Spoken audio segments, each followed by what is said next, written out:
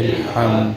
الله أكبر الله أكبر لا إله إلا الله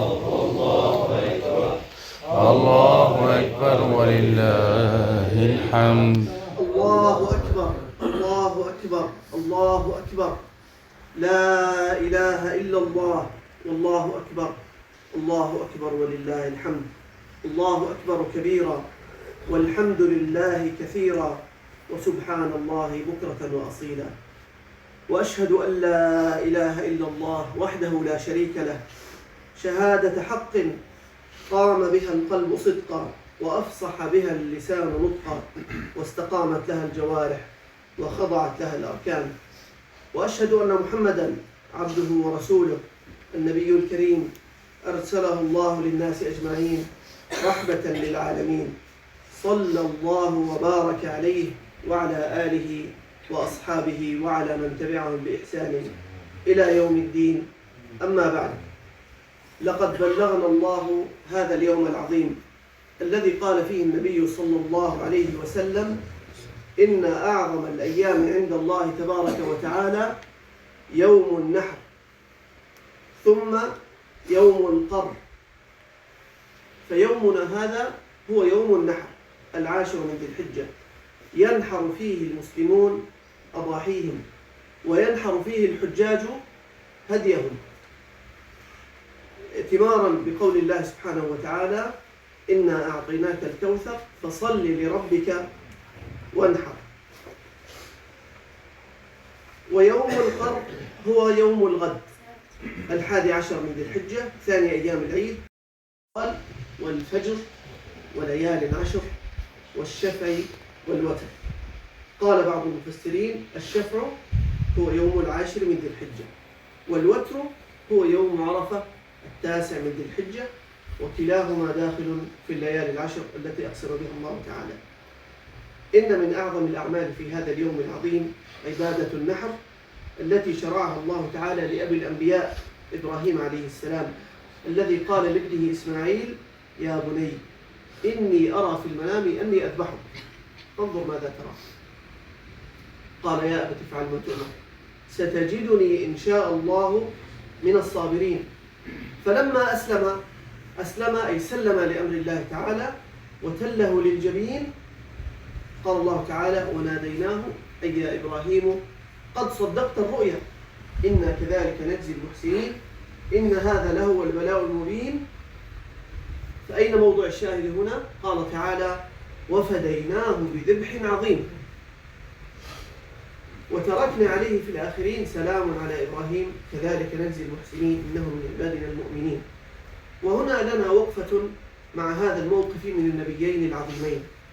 إبراهيم عليه السلام أطاع الله وسلم لأمره في أمر شاق على النفس البشرية، وسلم إسماعيل لأمر الله تعالى وشجع أباه على فعل ما يطلب منه دون تردد ودون تلكؤ. وهذا هو شأن المؤمن مع أمر الله تعالى، يسمع ويطيع بتسليم تام ولا يقدم شيئا على أمر الله وأمر رسوله عليه أفضل الصلاة وأتم التسليم. فجاء الفرج من الله وفدى إسماعيل بذبح عظيم، كبش من أكباش الجنة يذبحه إبراهيم بدلا من ابنه إسماعيل عليه السلام، سنة أبيكم إبراهيم. وقت نحر الأضاحي يا عباد الله هو بعد صلاة العيد، وذبحها قبل الصلاة لا يجعلها أضحية، بل هو لحم يقدمه المسلم لعياله. قال صلى الله عليه وسلم: إن أول ما نبدأ به في يومنا هذا أن نصلي ثم نرجع فننحر. من فعله فقد أصاب سنتنا، ومن ذبح قبل فإنما هو لحم قدمه لأهله، ليس من النسك في شيء. وقال النبي صلى الله عليه وسلم: من ذبح بعد الصلاة تم نسكه وأصاب سنة المسلمين. الأضحية يا عباد الله تعني المشاركة ومساعدة بعضنا بعضا. إنها تعني أن نشارك الفقير بما نقدمه لمائدته، ونتقاسم مع اليتيم فرحة لننال دعاءه. يقول ربنا العظيم: فكلوا منها وأطعموا القانع والمعتر. أما القانع فإنه الفقير الذي لا يسأل، والمعتر الفقير الذي يلمح ويعرض. كذلك سخرناها لكم لعلكم تشكرون. فمن شكر نعمة الله إطعام القانع والمعتر. فلنشارك لحوم أضحيتنا مع أقربائنا وجيراننا والمحتاجين وفق الآداب التي أمر الله بها، ولنحمل إلى البيوت الطمأنينة والسعادة، وإلى القلوب المحبة والمودة. قال النبي صلى الله عليه وسلم: أحب الناس إلى الله أنفعهم للناس، وأحب الأعمال إلى الله عز وجل سرور تدخله على مسلم. أقول قولي هذا وأستغفر الله لي ولكم من كل ذنب فاستغفروه إنه هو الغفور الرحيم. منة الله وفضله لعباده. ومما يليق بالعيد الفرح والبهجة وشكر الله تعالى على هذه المنة والنعمة. ومن شكر الله تعالى التكبير الذي يحصل بعد الصلوات المفروضات وفي الأوقات العامة. هذا التكبير من شكر الله تعالى. ومن شكره إعلان ذلك عقب الصلوات المفروضة وتناول ما أباح الله تعالى لنا من لحوم الأضاحي. قال صلى الله عليه وسلم: أيام التشريق أيام أكل وشرب وذكر لله عز وجل. الأيام التي تلي يوم العيد، يوم 11 و12 و13. ومن شكر نعمة العيد أن ننشر هذه الفرحة والبهجة في بيوتنا إلى شوارعنا ومن مدننا إلى العالم أجمع، وأن ندخل السرور إلى قلوب أطفالنا، وأن نقضي وقتا جميلا ومفيدا مع أسرنا كبارا وصغارا نساء ورجالا طيبة في حياتهم. ومما يليق بالعيد صلة الرحم، وأقرب الأرحام آباؤنا وأمهاتنا، ثم من يليهم من الأقارب. قال صلى الله عليه وسلم: الرحم الله. ماذا تعني؟ صلة الله تعني الرحمة والإنعام والإكرام، وقطع الله يعني قطع هذه الرحمة وقطع الإنعام وقطع الإكرام. ولا شك أن صلة الرحم تجعل العبد ينال دعوات أرحامه وأقاربه الطيبة. ومما يحسن أن نشارك فرحة العيد مع إخواننا وأخواتنا المرضى فنعودهم، ومن سبقونا إلى الدار الآخرة فنتذكرهم ونخصهم بدعوة بالمغفرة والرحمة من الله تعالى. ومن شعائر العيد أن ندخل الفرح والسرور على قلوب الأيتام والمحتاجين، وأن نكون عونا لهم على ما هم فيه. ومن شعائر العيد أن نغفر عن الزلات ونعفو عن المسيئين، ونضع حدا للضغينة والبغضاء، وأن نعزز وحدتنا وترابطنا وأخوتنا.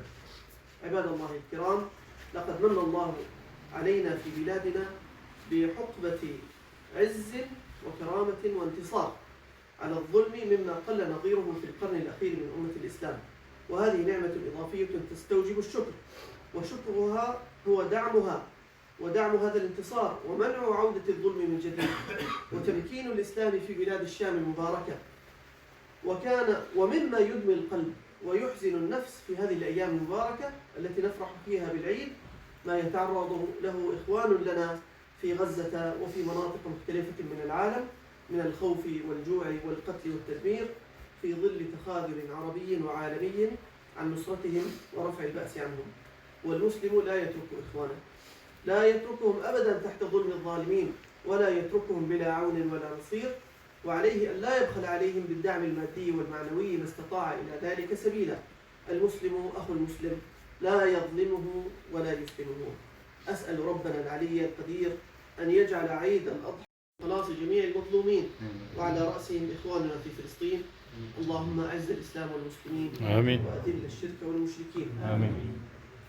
ولا ننسى التكبيرات التي بدأنا بها من فجر يوم عرفة، ونختمها بعصر اليوم الرابع من أيام العيد بعد كل صلاة مفروضة.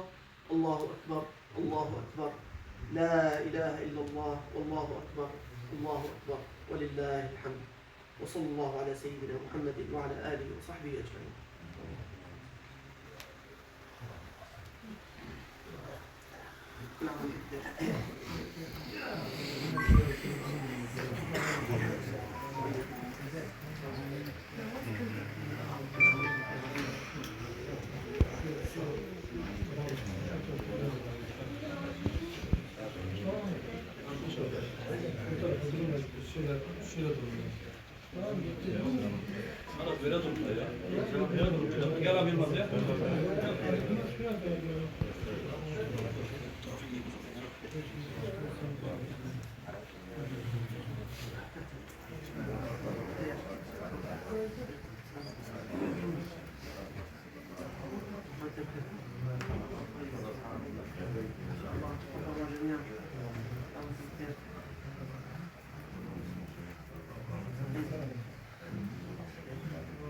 وأنت بخير.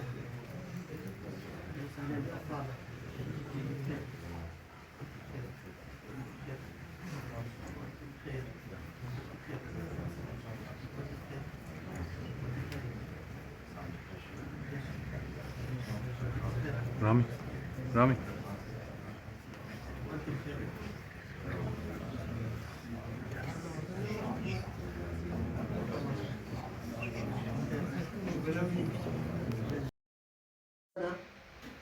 لأمور تاهت عنها الأمم الأخرى.